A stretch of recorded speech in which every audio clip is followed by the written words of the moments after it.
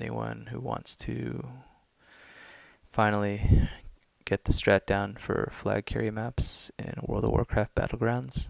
Um, so yeah, let's get started. To start, you want to set your offense and defense team.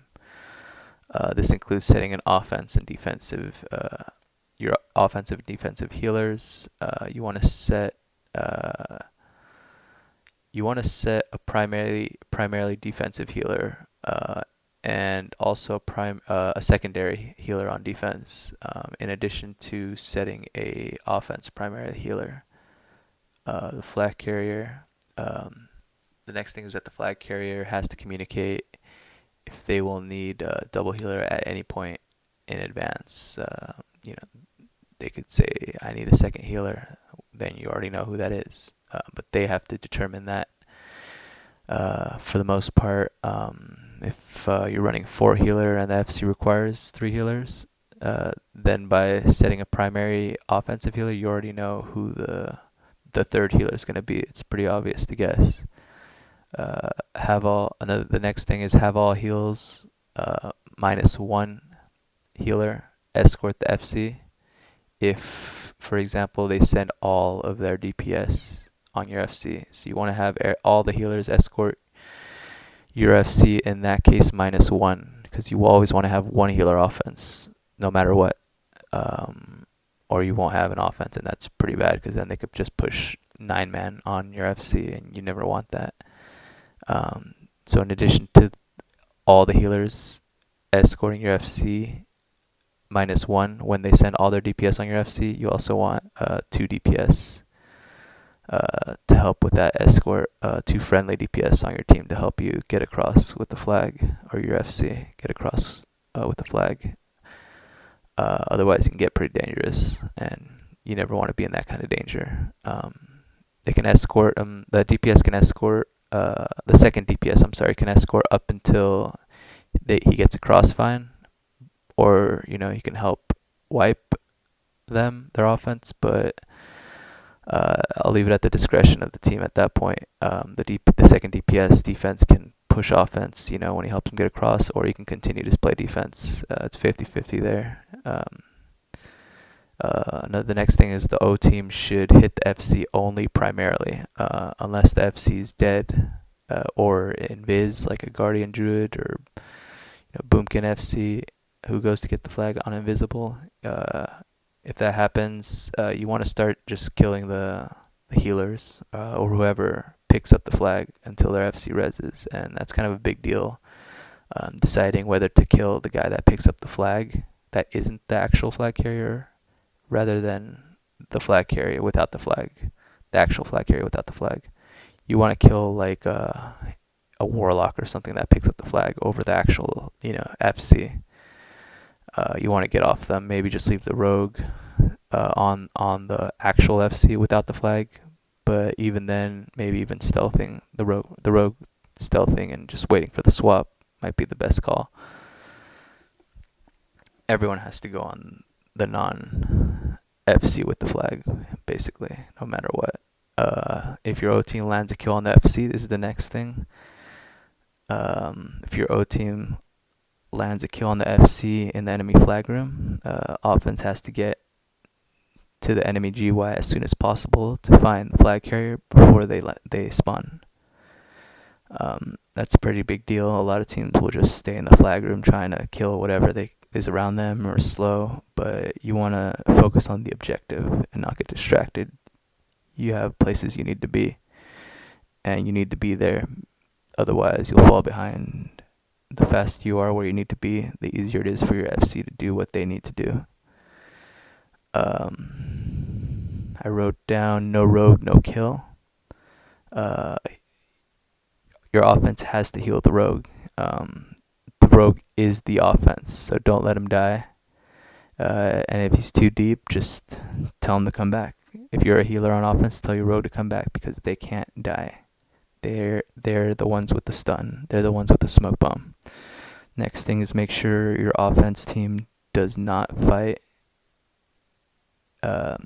team fight if the FC is alive. That's a pretty big deal. A lot of teams team fight. I don't know why. but it's either defend your FC or hit FC, period. Never waste time team fighting. You're just gonna lose against better teams.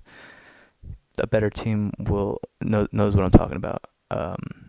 Hit FC or defend your FC, period. There's no in between. Do not team fight unless the FC's dead and nobody on their team has picked up the flag.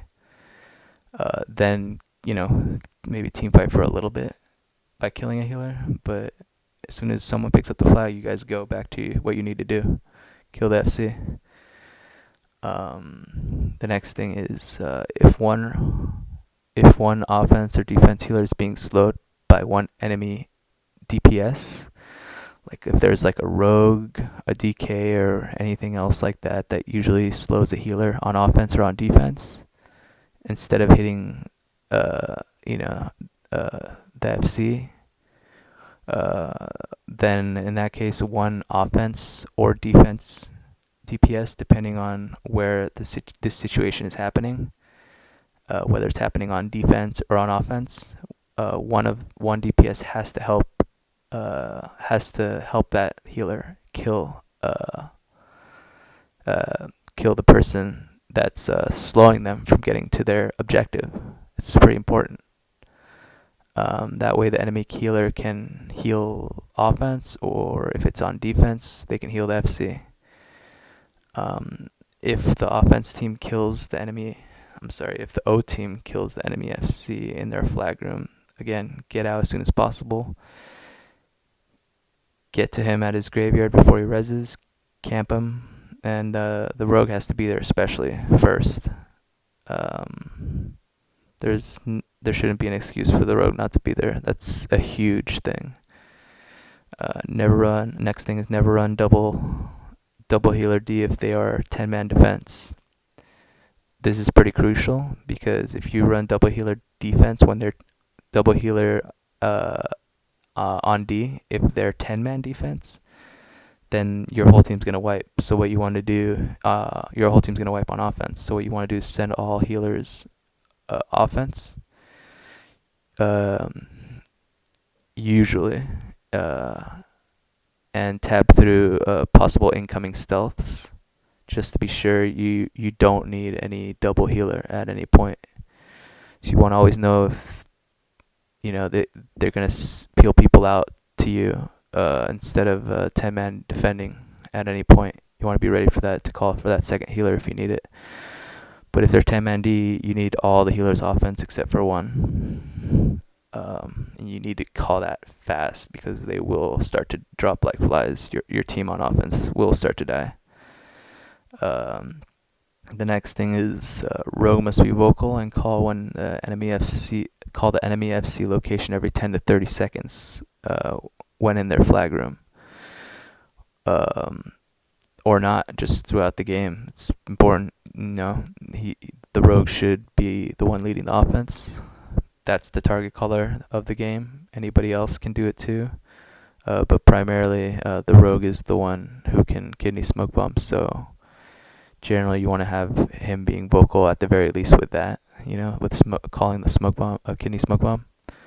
But yeah, every 10 to 30 seconds, you want someone calling out where the FC is, the enemy FC is. The rogue should also take a smoke bomb and call kidney smoke bombs on the FC. I already said that. Rogue must sap enemy FC until team can catch up to enemy FC. That's obvious, but not a lot of people do that, and you'll improve your FC map gameplay. Rogues must basically lead the O team. I already said that. But again, pretty much anybody can. Range DPS, this is big. Range DPS must be 30 yards or max spell range ahead of the enemy FC in the direction of his cap, so he has nowhere to run. And you make his life a living hell because he can't outrun you. That's a big deal. Melee DPS should also be in front of the FC while doing damage. Whatever, the range of their melee attacks are, be that much in front of their FC towards cap. offense healer should also be in front of the enemy FC. Otherwise, they'll fall behind, and your old team is gonna die because if it's a DHFC, they move fast, and you don't want your healers falling behind. You want them sometimes even to do damage. When the enemy FC gets low or has high stacks, it helps. Every little piece of damage helps.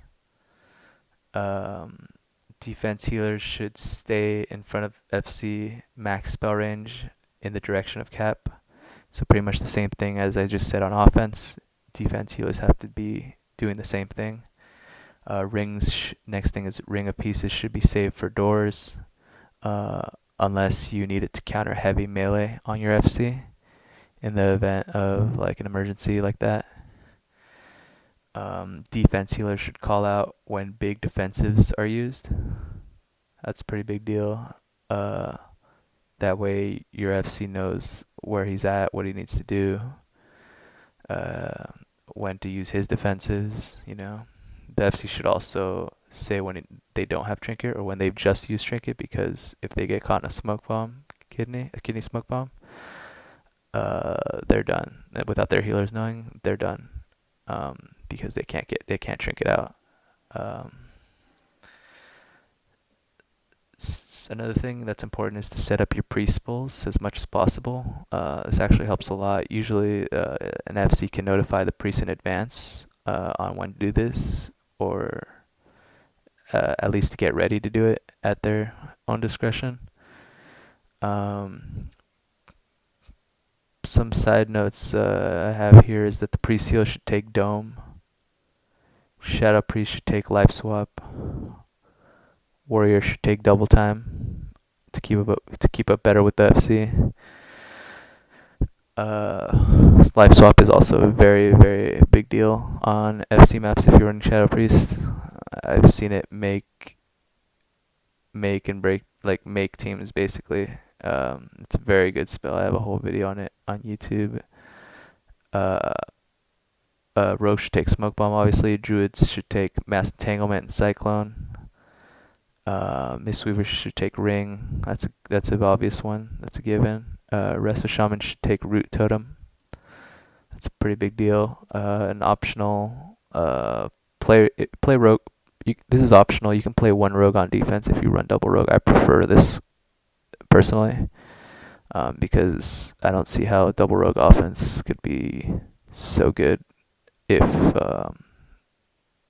they're gonna DR stun. They can only stun so much. So yeah, that's pretty much it. Hope this helps. This is my FC map strat. Just trying to get these strats out there so, you know, I can have a little bit more competition and see a lot more people progress in the game. Thanks for watching.